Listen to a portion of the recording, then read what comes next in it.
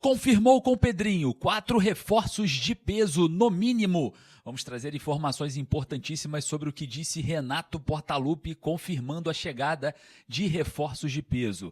Vamos falar também sobre informação importante sobre o jogo contra o Barracas Central. Eu já estou em Buenos Aires, daqui a pouco o Vasco chega aqui e você vai acompanhar tudo ao vivo. É isso mesmo, então se você não é inscrito no canal, botãozinho inscrito, inscreva-se aqui embaixo e deixe o seu like. Você, torcedor vascaíno que acaba de desembarcar aqui no nosso canal, no nosso programa, logo pela manhãzinha, bem cedinho, vou trazer informações importantes para você. Vamos falar sobre o jogo contra o Botafogo e os 4 reforços de peso do Vasco, hein? Já está confirmado. Você vai ficar sabendo de tudo. Muito obrigado pelo seu like, tá? O seu like avisa para a plataforma que o conteúdo é positivo. Muito obrigado pelo seu joinha. Olha só, o Vasco ontem perdeu para o Botafogo, né? Uma derrota muito amarga, principalmente quando a gente fala sobre esse clássico que o Vasco estava com a moral um pouquinho mais acima que o Botafogo, né? E é claro que fica mais uma frustração, né? Ontem foi uma derrota que eu coloco a culpa no sistema defensivo, mas parece que a torcida mirou em Léo Jardim. E eu também concordo, tá? Todo jogo que o Vasco está ganhando, ou que o Vasco tem uma consistência defensiva, o time adversário começa a centrar bolas na área do Vasco. E foi assim que aconteceu o primeiro gol do Botafogo, né? O Léo Jardim foi encoberto, mal posicionado ali por uma cabeçada, né, do Vidalba, que entrou no segundo tempo, o Botafogo empatando o jogo. E depois uma pancada, né, do Matheus Martins, um baita de um chute, mas na câmera atrás do gol mostra uma distância muito acessível, né, para um poder de reação. O Renato Gaúcho falou que não dava para chegar, que foi uma pancada e tal, mas a câmera atrás do gol desmente um pouco isso, apesar de eu achar não ter sido falha, tá? Não ter sido falha do Léo Jardim. O primeiro gol, falha de posicionamento, falha de posicionamento. No segundo, não há falha, mas há falta de ação. Enfim, muito criticado, vaiado em São Januário o Léo Jardim, venho falando aqui para vocês. O Léo Jardim é um bom goleiro, só que ele recebe para ser um excelente goleiro. O Léo Jardim tem salário para ser um goleiro estratosférico no Vasco. E ele não é, porque ele tem as suas falhas, ele tem os seus problemas de saída de bola. E o que está acontecendo com o Vasco nessa temporada? O Vasco está perdendo pontos por conta de bola alçada na área, né? Contra o Cruzeiro, bolas alçadas na área, gols do Cruzeiro. Contra o Coritiba, agora Vasco com 3 pontos no bolso, na conta, bola alçada na área, gol do Coritiba, falha do Léo Jardim. Contra o Botafogo, 1-0 Vasco, bola alçada na área, gol do Botafogo. Então é o seguinte, alçou bola na área, o Vasco perde pontos. Muito por conta de alguns fatores. Primeiro, estatura da zaga, muito baixa. Eu já venho falando isso daqui desde a época do Diniz, e eu entrei em conflito com o Diniz em coletiva, e vocês lembram muito bem disso, por conta dessa questão do fator estatura de zagueiros, no qual ele pediu o Saldívia aqui abaixo, o Robert Hernan não é muito alto, o Cuesta é baixo. Então a gente tem esse problema, estatura. Como que se resolve isso? Ou contratando zagueiros altos, ou não fazendo mais nada, não tem o que fazer. Automaticamente, quando você tem uma zaga um pouco mais baixa, você tem obrigatoriamente um goleiro que sai em bola aérea. Por quê? Porque normalmente o goleiro que sai em bola aérea, os cruzamentos eles não saem tão fechados, porque o goleiro se posiciona um pouco à frente, né, da linha do gol. Aí acaba que o jogador vai alçar a bola na área, ele olha, o goleiro já está um pouco à frente, ele tem que abrir mais o cruzamento e aí perde em competitividade, né? Não fica tão eficaz, né, ali a bola alçada na área. Então, a gente sabe, né, que perde nessa eficiência. A eficiência cai e muito. Então, observando esse cenário, o Léo Jardim não é um goleiro que sai do gol, a zaga do Vasco é baixa, é um match perfeito para dar problema. Não tem como mudar, né? O Saldívia, o Robert Hernan, o próprio Cuesta. Não dá para colocar uma injeção neles para eles crescerem. Não dá. Então o problema de estatura é crônico. Agora, o Léo Jardim, ele tem medo de sair. Medo é algo que dá para vencer. E o Léo Jardim precisa urgente melhorar nesse quesito, principalmente nesse momento da temporada em que é só alçar a bola na área do Vasco que o problema está literalmente exposto. Né? Todo mundo já sabe o que fazer contra o Vasco. E aí, mais uma vez, o Vasco perde, né? Empata ali, perdendo pontos, empatando contra o Coritiba. O jogo contra o Cruzeiro, não vou nem repetir aqui. E aí tem o lance, né, do Botafogo no primeiro gol, que a bola pinga, respinga dentro da área, sem nenhum tipo de ação, nem do goleiro, nem da zaga, por conta da falta de estatura também. Você também acha que o Léo Jardim vem deixando a desejar pelo aquilo que ele recebe? Vai ali nos comentários e deixa a sua opinião. E olha só, derrota que incomodou, o técnico Renato Portaluppi revelou muita coisa na coletiva, falou sobre 4 reforços de peso, falou sobre Copa Sul-Americana, parece que realmente aqui em Buenos Aires, onde eu já estou, e vou receber o elenco do Vasco daqui a pouquinho, aqui no Hotel Intercontinental de Buenos Aires, a gente vai estar juntos, parece que não teremos força máxima. Mas eu vou trazer para você em cima do lance aqui quem vai estar e quem não estará, porque eu estarei fazendo essa cobertura para você ao vivo, beleza? Mas antes, vou fazer o seguinte. Vamos passar aqui o Renato Gaúcho falando de reforços, falando do time, soltou o verbo Renato, hein? 4 reforços de peso. Ele já falou com o Pedrinho, já falou com o Felipe, não quer saber. 4 reforços de peso. Que ninguém conteste, que chega a torcida já aprovou, que todo mundo já aprovou, enfim. Já está confirmado. Vamos ouvir o técnico Renato Gaúcho, que ele falou tudo ontem na coletiva. Né? Principalmente do lado direito de defesa do Vasco. E essa transição do Vasco defensivamente acarretou muito na derrota do Vasco hoje, porque hoje o banco do Botafogo, principalmente na mexida ali no segundo tempo, eles decidiram os jogos. Eu vi você ali no banco toda hora falando, dando instrução, como melhorar, além do lado psicológico do time, melhorar essa transição defensiva. Boa noite, Renato. Boa noite. Sim, eu concordo com você. Não adianta a gente ficar aqui dando desculpa por falta de tempo para treinarmos. A cada 3 dias nós temos uma partida.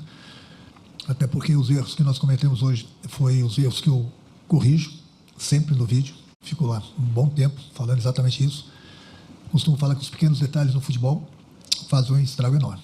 E fizeram de novo hoje. Nós fizemos o mais difícil, saímos na frente, nós estamos bem na partida, e aí por erros nossos, erros, digamos assim, até infantis, porque eu já falei para eles de novo no vestiário, são erros que eu procuro corrigir sempre no vídeo, por falta de tempo de irmos a campo.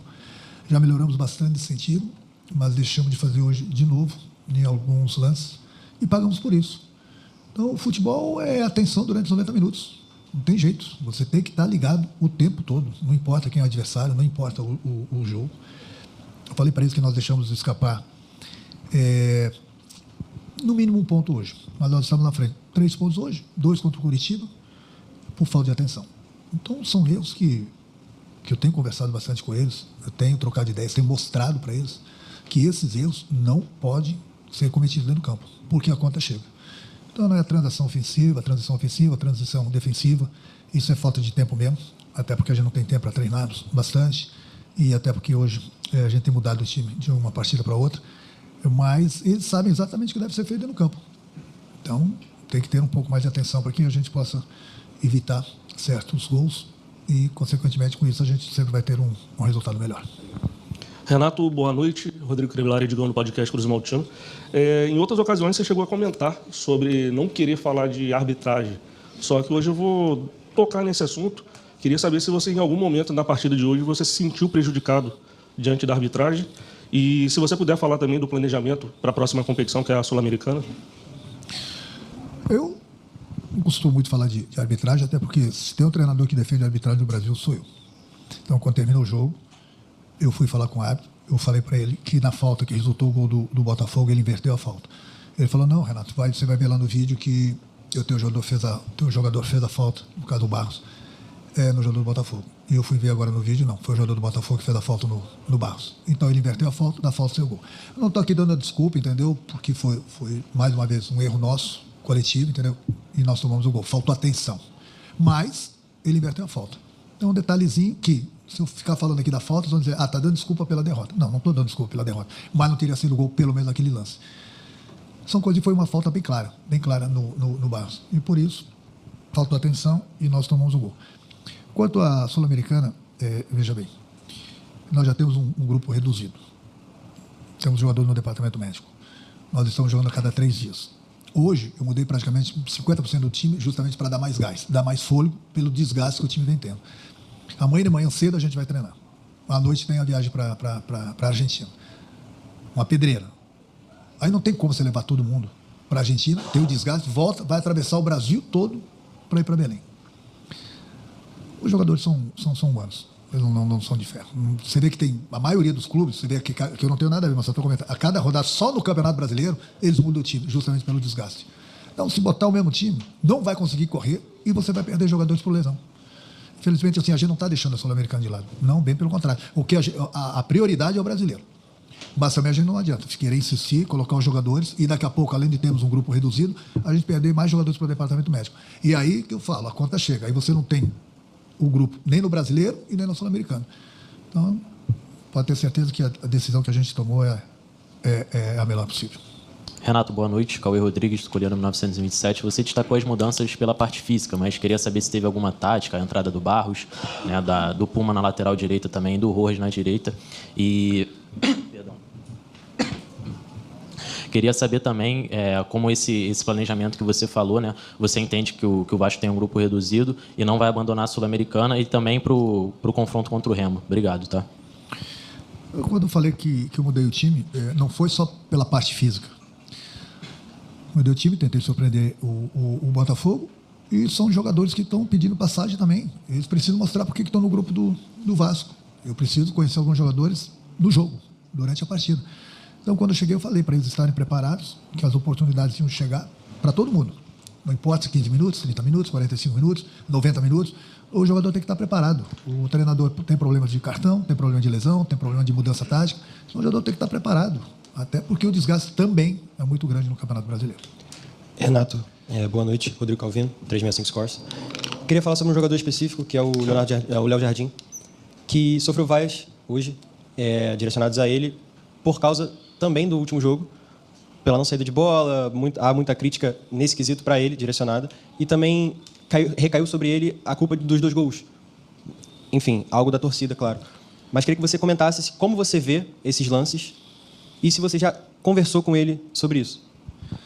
Não, hoje, depois do jogo, eu falei com o grupo todo, sempre no dia seguinte, 2 dias depois, se tiver que falar com algum jogador individual, eu chamo na minha sala, converso, troco ideias, mostro onde tem as falhas.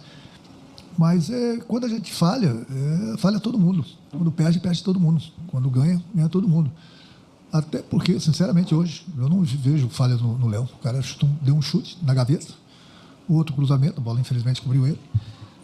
Quando eu falo que a gente falhou, é coletivo. Não importa se o jogador falhou no lance ou não falhou. Aqui, quando ganha todo mundo. Quando perde todo mundo. Ele é um grande goleiro, sem dúvida alguma, passa muita confiança para todos nós. E não foi nem o caso hoje. Então, mas no futebol, quando não ganha, sempre alguém aparece para ser o culpado. Ou 2, 3 culpados. A gente tem que entender o torcedor quer sempre ganhar, entendeu? Quando chega aqui, o Vasco estava em último lugar, hoje nós talvez parece que perdemos uma posição, mas não importa. A gente tem que sair, desgarrar daquele grupo lá de baixo e ir lá para cima. Só que não vai ser da noite para o dia. O Vasco não tem um time imbatível. O Vasco vai ganhar, vai empatar, vai perder, entendeu? A gente sempre trabalha para buscar as vitórias, para buscar os melhores resultados. Porque até antes do jogo de hoje, ninguém iria acreditar que o Vasco teria feito, pelo menos sob o meu comando, 11 pontos de 15. Hoje a gente tem 11 pontos de 18. Hoje, você vê, com a minha chegada, não estou falando de mim, não estou me elogiando, não, estou falando que a minha chegada teve algumas mudanças, é só você ver o aproveitamento. O problema é que a gente está pagando também uma conta dos primeiros 4 jogos. 4 jogos no Campeonato Brasileiro, você ganha um ponto, vai fazer falta durante o campeonato. Mesmo assim, a gente recuperou. Então, eu tenho que dar os parabéns para o meu grupo. A gente precisa melhorar, sempre precisa melhorar. Após as vitórias também, eu falei, a gente precisa melhorar, a gente tem coisa para corrigir. Só que a cada 3 dias, não tem como. Mas o grupo está bem, o grupo está reagindo, entendeu? Mas é o que eu falei, nós não vamos ganhar todas. O Vasco quer ganhar? Sim, a gente trabalha para ganhar. Mas os adversários também precisam da vitória. O que a gente tem que corrigir ainda mais, a gente vem corrigindo ainda mais, é a falta de atenção. Não pode, em determinados momentos, a gente se desligar. Todo momento que a gente se desliga, a gente toma o gol. Boa noite, Renato, Pedro Cobalé do Lance. Queria te perguntar sobre o Nestroso, o Marino, né? No jogo do Coritiba e também hoje ele mostrou em alguns momentos, fica muito claro que ele tem qualidade técnica, mas um pouco afoito em alguns momentos, né? Queria saber se você conversa com ele sobre isso, sobre aquele capricho a mais na hora da tomada de decisão. Enfim, queria que você comentasse um pouco a situação dele no Vasco e esse processo de adaptação ao futebol brasileiro. Cara, o que eu mais falo, até por eu ter sido atacante, eu falo para eles terem a tranquilidade para tomarem sempre a melhor decisão. Porque o desespero ali próximo da área, dentro da área, é sempre do adversário. Então, quando chego aqui, nós temos acho que 4 colombianos no grupo. Eu procuro corrigir eles. Eles têm muitos erros. Muitos erros. Meu trabalho mas é falta de tempo. Eu falei, não vai ser da noite para o dia que eu vou corrigir os caras 100%. Aí tem ainda o problema de adaptação do jogador colombiano. Eu, quando estava no Grêmio, nos outros clubes, quando me oferecia um jogador colombiano, equatoriano, que eu gosto deles, eu só dava aval para trazerem no momento que estavam adaptados ao futebol brasileiro.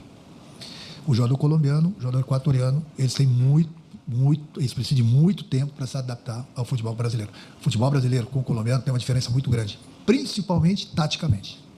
E isso leva tempo. E é difícil você jogar a cada 3 dias e corrigir tudo dos jogadores. Então, você vê que muitas vezes, né, eles tomam uma decisão errada justamente porque eles jogam dessa forma na Colômbia ou no Equador. E aqui no Brasil, eles têm esses problemas. E eu falo para eles, procuro corrigi-los. Mas é adaptação, não vai ser da noite para o dia. E, enquanto isso, pode ter certeza que, infelizmente, eles vão cometer esse tipo de erro, sim, por mais que a gente corrija isso. Renato, boa noite. Eduardo Canelas, canal A Hora do Vasco. A gente tem uma pedreira, como você bem falou, na partida contra o Barracas Central. E algo que já vem sendo debatido dentro da torcida do Vasco em vários momentos, eu volto à questão mental desse time para fazer um comparativo que eu acho que vai ser bem legal a gente colocar isso para o torcedor. A competição é uma competição de muita catimba, uma competição que você enfrenta sul-americanos muito fortes, nessa questão mental mesmo. A questão mental desse time, que leva gols no final do jogo, essa questão desse time que às vezes se desencontra, até antes de você chegar, vinha se desencontrando em alguns momentos.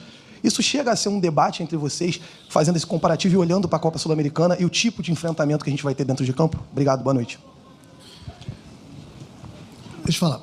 No momento de ter um grupo grande, um grupo que você pode mudar jogadores e você não sente tanta falta, desde que tem um grupo grande, você disputar uma Sul-Americana, ela te dá uma vaga para a Libertadores.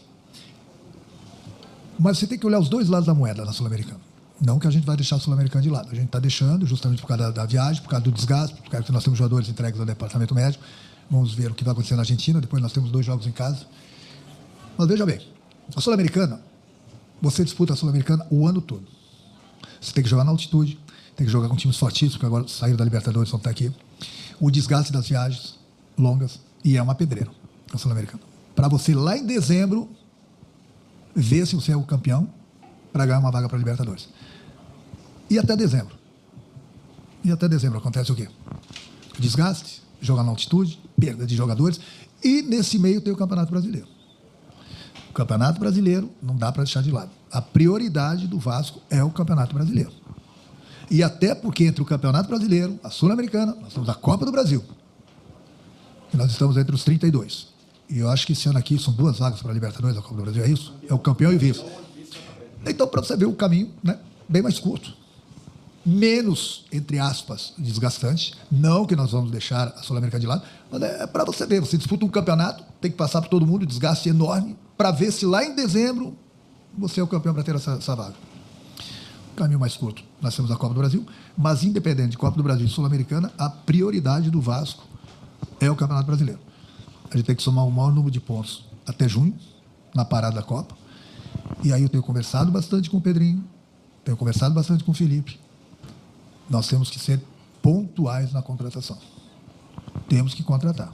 Temos que trazer mais qualidade para o nosso grupo, para que a gente possa pensar ainda maior. Entendeu? Mas esses jogadores, 3, 4 jogadores, no mínimo, que a gente trouxer, vai ter que ser de agrado de todo mundo. Do treinador, da torcida, do presidente, da diretoria, enfim, jogadores que cheguei, para que a gente possa ter ainda um grupo mais forte para começar, sim, a pensar em coisas maiores, entendeu? Mas, até lá, e isso eu peço para o torcedor, eu entendo, me coloco no lugar do torcedor, mas o torcedor tem que entender isso. Até junho vai ser uma guerra, porque nós temos aí mais 17 jogos, a cada 3 dias nós vamos ter que jogar, Sul-Americana, é Copa do Brasil, é Campeonato Brasileiro, e a gente precisa somar o maior número de pontos para aí sim, aí na metade do ano, a gente trazer alguns reforços para que a nossa qualidade técnica, principalmente, suba bastante, o torcedor possa se entusiasmar ainda mais e jogadores com certeza chegarem para nos ajudarem. Boa noite, Renato. Sérgio Quinte, canal Atenção Vascaínos. Quando você chegou, você falou que a sua prioridade seria arrumar a casinha, né? Arrumar o sistema defensivo, mas o Vasco acabou tomando gol em todos os jogos com você. Não sei se a falta de tempo, porque teve o período da data FIFA e mesmo assim o Vasco continua apresentando muitos erros coletivos, além de erros individuais, algo que poderia ser mais treinado, né? Não sei.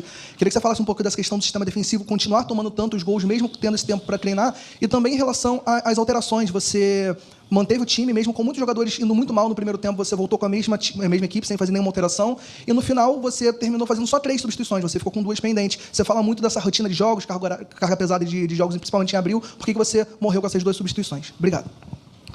Nas substituições eu faço quando eu acho necessário, até pelas... Sabe, com todo o respeito. Você viu quem eu tinha no banco hoje? As características dos jogadores? Você colocou muito Adson, por exemplo, não tem nada. Eu coloquei o Marino. Eu não posso colocar 2 jogadores na mesma posição. É por isso que eu falo. Eu até gosto do Adson, mas é um ou outro. Aí eu penso em deslocar um para o lado esquerdo. Eles não gostam de jogar aí, eles não sabem. Eles gostam do lado direito. Aí eu faço o quê? Não adianta, tem 2 jogadores na mesma posição. Então, entendeu? Aí tinha um atacante só de área, o Spinelli. O Breno está machucado. Por isso que eu digo, o nosso grupo está um pouco reduzido, entendeu? Eu gosto de fazer 5 substituições, mas não adianta você botar um 15 minutos, sai para botar outro meia hora. Então, o desgaste do time, tanto é que está tendo desgaste do time, tanto é que eu procurei mudar do jogo de Curitiba para cá, parece que eu mudei metade do time. Não fiz nenhuma substituição no intervalo do jogo, porque eu não achei necessário, porque eu sabia que nós iríamos melhorar. O jogo estava controlado, não é que a gente estava jogando bem, mas o jogo estava controlado. Sabia que nós iríamos melhorar no segundo tempo. Melhoramos, fizemos o gol. Fizemos o gol, que é o mais difícil no futebol, é fazer gol. Fizemos o gol. Aí, eu falo, o que não pode é faltar atenção para a gente tomar aqueles 2 gols. O futebol você tem que estar ligado nos 90 minutos. Não importa quanto esteja o placar. No momento que você se desligar, entendeu? Eu costumo contar uma historinha para eles sempre, do desligamento do jogo. Eu falo para eles, vocês são pais, vocês têm filhos de 1 ano e meio, 2 anos. Na hora de atravessar a rua, ninguém dá as costas para o filho, né? Tem que ter atenção. Porque se der as costas para o filho, alguma coisa vai acontecer. Eu falo para eles que no campo é a mesma coisa. Se faltar atenção, alguma coisa vai acontecer. E aconteceu. E aconteceu. Então, o nosso trabalho, apesar do pouco tempo, a gente alerta, a gente conversa. Ninguém está tirando a responsabilidade. Eu não estou tirando a responsabilidade, estou com um grupo sempre. Mas, é que eu falo, a gente precisa ter atenção durante os 90 minutos para que aí sim a gente possa parar de tomar alguns gols que a gente não pode tomar. Renato, boa noite. Danilo do Expresso 1923. A atuação do Puma desde o primeiro tempo e nos primeiros minutos, a torcida ficou bem preocupada ali, tensa, com os erros defensivos. Era uma das críticas, desde a época do Diniz ou até antes, com o Ramon Dias, a presença do Puma. Como é que você tem trabalhado essa parte defensiva dele? E, se me permite, uma segunda pergunta sobre o Matheus França. A entrada dele nos últimos 2 jogos, Grêmio e Curitiba, e agora ele não entrou, mas, ao mesmo tempo, também é um jogador que já jogou em diversas posições e a torcida não vê um rendimento. Queria que você falasse um pouquinho do Matheus, como é que estão os treinos dele, ele que tem contrato até o meio do ano. Obrigado. É para você ver a situação do treinador. Estava jogando PH. Tira o PH, bota o Puma. Difícil para o treinador. É difícil. Se coloca aqui 5 minutinhos que você vai ver. Eu tenho 2 bons laterais do lado direito, 2 bons laterais do lado esquerdo. Eu não posso inventar um terceiro jogador, eu não posso contratar um terceiro jogador na posição. Estou satisfeito com 2 agora. O torcedor, infelizmente, é assim. Ele quer que o jogador entre e seja 100%. Aí o jogador começa a pegar no pé de um jogador, tem que tirar. Se for tirar todo jogador que o torcedor reclama, eu preciso de 25 substituições. Eu preciso de 300 jogadores no plantel. Então, é por isso que eu sou pago para pensar. Eu sempre procuro fazer o melhor para o grupo, o melhor para o time. O França é outro, que chama o França para entrar, a torcida já se manifesta. E ele tem treinado bem, ele tem qualidade. Então, o torcedor ele precisa ter calma, que é um jogador que vai nos ajudar, entendeu? Mas ninguém gosta de entrar em campo e ser vaiado. É difícil, eu fui jogador. Então, sabe, quando se entra com o apoio da torcida, você rende mais. Mas no momento que o torcedor começa a pegar no pé de um outro jogador, fica difícil, porque o rendimento pode ter certeza que não é o meu. Boa noite, pessoal. Obrigado, Renato.